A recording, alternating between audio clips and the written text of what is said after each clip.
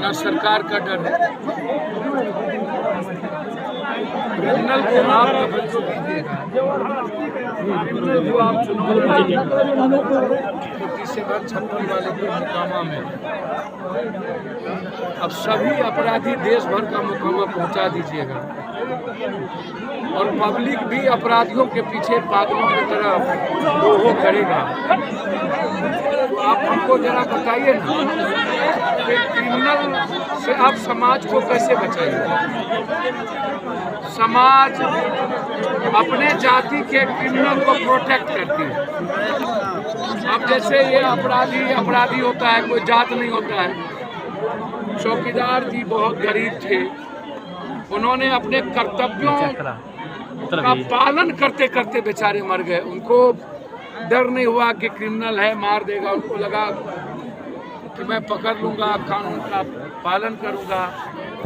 लेकिन क्रिमिनल का मनोबल जिस तरीके से लगातार बिहार में बढ़ा, पहले भी बढ़ा हुआ था, अभी भी लगातार।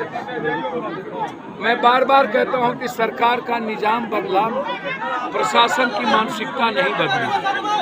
एक बड़े खतरनाक लिबरो या ऐसे डीजीपी की जरूरत है जो भट्टी के लोग और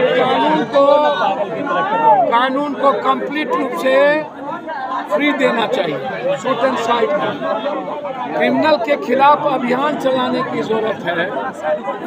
अब आप थाना में बैठाइएगा, क्रिमिनल से ही आप जमीन माफियाओं का धंधा करवाइएगा, शराब का कराइएगा, बालू का कराइएगा।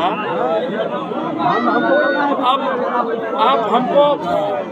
आप हमको एक बात बता दीजिए, थाना में संरक्षक बन करके क्रिमिनल को रखिएगा, नेताओं का नेक्सेस क्रिमिनल के साथ होगा, पदाधिकारी बौंड हो जाएगा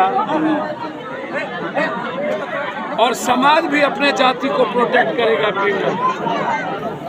तो फिर क्रिमिनल का मनोबल बढ़ेगा ना। 3 महीने में बेल हो जाता है, 5 में से 3 क्रिमिनल को चार्जशीट में निकाल दिया जाता है और फिर क्रिमिनल की पैरवी नेताओं के द्वारा होने लगती है। सरकार को चाहिए था, मैंने एसपी से, डीएम से, सबसे बातचीत की है। इनमें उन्होंने हमको कहा कि अविलंब एक परिवार को नौकरी, उनके जगहों पर बेटियों की पूरी शादी की खर्चा पप्पू यादव की तरफ से। अभी हम परिवार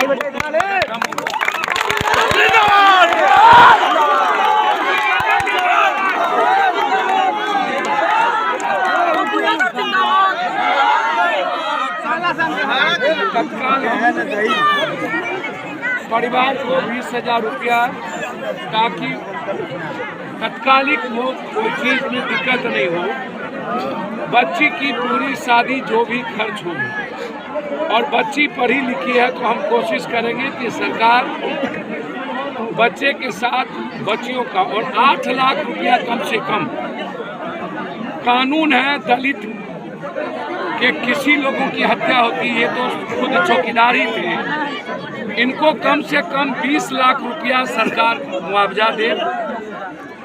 हम मुख्यमंत्री जी से बातचीत करेंगे इनके मुआवजा के लिए, किसी भी कीमत पर कि 20 लाख रुपया मुआवजा इनको मिले और अविलंब जो प्रक्रिया है कानून हो, और 3 महीने के अंदर स्पीडी ट्रायल करके इस क्रिमिनल को फांसी मिले या ढूंढ के इनको शूट एंड साइड करके इसको शमशान भेजे। दूसरा कोई रास्ता नहीं है, ऐसे क्रिमिनल को जिंदा रहने का राइट नहीं है। मैं आपको यही बता रहा हूँ, मैं कोई राइट नहीं है। मैं इतना समझता हूँ कि आप इतना, अब ये बच्ची है, अब ये बच्ची बिल्कुल अकेले है, इसको लगता है कि मेरा पिता नहीं रहा, हमसे बात करते थे, मेरा कौन देखेगा। इन्होंने हमको एक त्रुटि लिख करके दी और इन्होंने पहले कहा कि मेरे पिता को शहीद का दर्जा मिले, मेरे पिता का मूर्ति लगे, स्मारक हो। तो निश्चित रूप से हम सरकार से पूरा डिमांड करेंगे, तत्कालिक हम परिवार को कोई दिक्कत नहीं हो, इसके लिए 20,000 रुपया और बेटी की शादी एक पिता के तरह हम करेंगे, कोई कमी नहीं होगा। जितना चौकीदार साहब ने उम्मीद किया था अपने बच्ची की शादी, उससे ज़्यादा अच्छे से हम करेंगे, आप उसकी चिंता ना करें। लेकिन मेरा सवाल है कि ये जो पॉलिटिकल पार्टी है, पॉलिटिशियन है, ये क्रिमिनल के खिलाफ अभियान क्यों नहीं चला? ये क्रिमिनल के खिलाफ, माफियाओं के खिलाफ, ये जमीन माफिया, बालू और शराब माफिया के साथ नेताओं का इन्फॉर्मेशन क्यों है? इन लोगों का पैसा फोकलेन हवा में क्यों लगा रहता है? पदाधिकारी सिंडिकेट क्यों चलाते हैं? शराब का, ड्रग्स का, एस्मैक्स का, कोरेक्स का, इन चीज़ों का क्यों चलाते हैं? पदाधिकारी हर जितना भी धंधा होता है बिहार में, उसके सिंडिकेट पदाधिकारी हैं और उसमें साझेदारी और भागीदारी नेताओं की और अपराधियों की होती है। और बेल मिल जाता है 3 महीना के अंदर, जिसको 3 महीना के अंदर स्पीडी ट्रायल होना चाहिए और उसको बेल मिल जाता है। तो इसीलिए हम समाज से आग्रह करेंगे कि अपराधियों को आप संरक्षण मत दीजिए, अपने जात के नाम पर अपराधियों को आप हीरो मत बनाइए।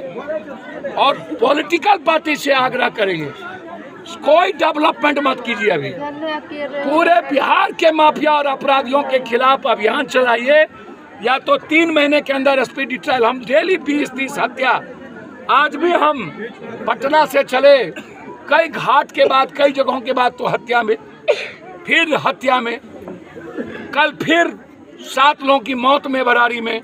आखिर ये हत्या का सिलसिला रुकेगा कैसे सर? भैया मैंने तो आपको इसके लिए समाज को ना विद्रोही तेवर अपनाना पड़ेगा कि बलात्कारी लगातार बच्चियों के साथ बलात्कार लगातार।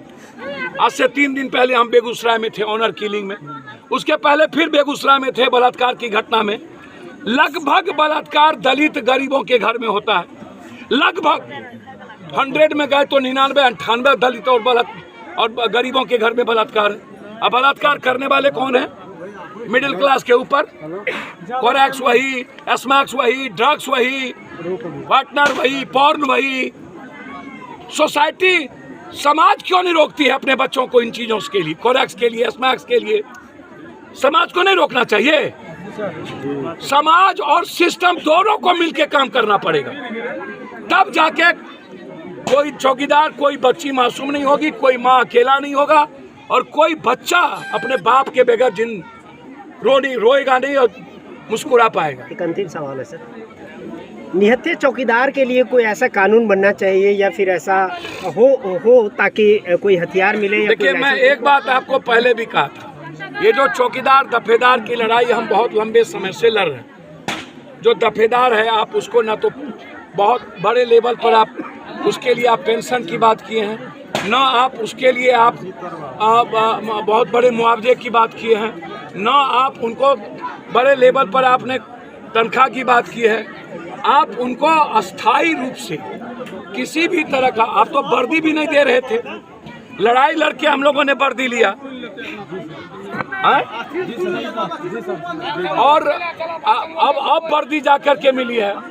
तो चौकीदार दफेदार जो गांव में सबसे ज्यादा क्रिमिनल का अपराधियों का सामना करता है, मेरे ख्याल से सरकार को हर कीमत पर उनको लाइसेंस देना चाहिए ताकि वो अपराधियों का सामना कर पाए। साथ साथ जब वो मरे तो शहीद के साथ उनके परिवार को नौकरी अभिलंब और 20 लाख से ऊपर मुआवजा की एक प्रावधान लाना चाहिए सरकार को, ताकि लड़ने का हिम्मत वो जुटा सके। मैं चौकीदार दफेदार की लड़ाई लंबे समय से लड़ रहा हूँ और आने वाले समय में लड़ूंगा। इस परिवार को, इस बच्ची को मैं अपनी बेटी की तरह मैं आपको भरोसा देता हूँ, पूरी मदद।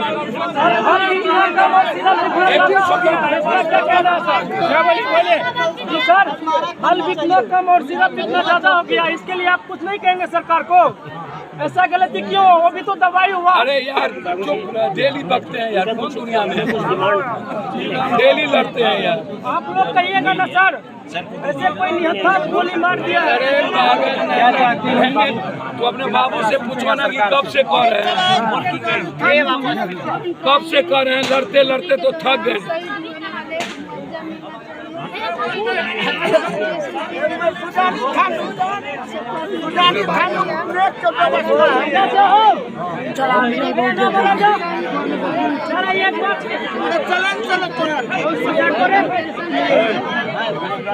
क्या नाम होगा हाँ सुजानी पुलिस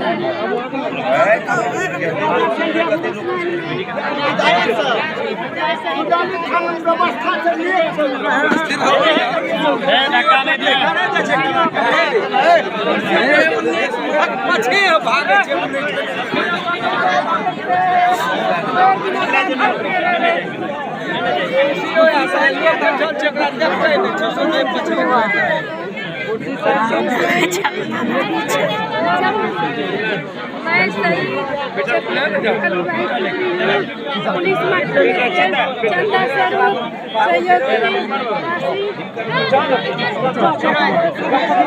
सहयोग